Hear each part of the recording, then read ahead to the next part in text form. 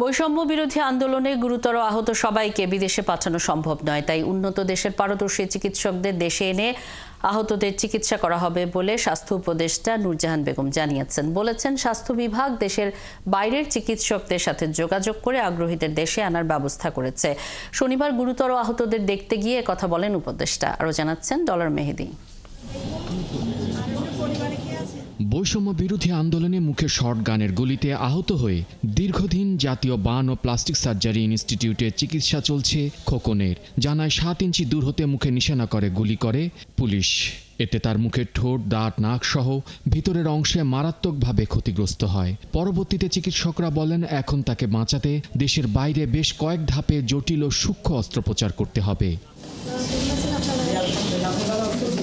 উন্নত চিকিৎসা প্রয়োজন এমন 14 জন শিক্ষার্থী ও সাধারণ মানুষ আছে জাতীয় বার্ন ও প্লাস্টিক সার্জারি ইনস্টিটিউটে। তাদের চিকিৎসার খোঁজ নিতে হাসপাতালে আসেন স্বাস্থ্য উপদেষ্টা। বলেন, বৈষম্য বিরোধী আন্দোলনে আহতদের মধ্যে সবচেয়ে খারাপ অবস্থা খোকনের। তার চিকিৎসায় সিঙ্গাপুর, থাইল্যান্ড ও আমেরিকায় যোগাযোগ করা হলে তারা কেউ আগ্রহ দেখায়নি। পরে অস্ট্রেলিয়া বিনা খরচে খোকনকে চিকিৎসা দিতে রাজি হয়েছে। 6 থেকে 7 মাস লাগবে তার নাক, তার চোয়াল এগুলো সব ঠিকঠাক করতে। আবার এগুলো একসাথে সব করাও যায় না, একটু করবে, তারপরে কিছুদিন সবাই রাখতে হবে ওইটা টিস্যুগুলি ঠিক হওয়ার জন্য, তারপর আবার অপারেশন করবে, এইভাবে ক্রমান্বয়ে করতে থাকবে। তারা যেমন কথাবার্তা বলে অস্ট্রেলিয়ার সাথে ডাক্তাররা বলেছেন কোনো ভিত্তিতে তারা এটা কথা, তারা কোনো পয়সা নেবে না।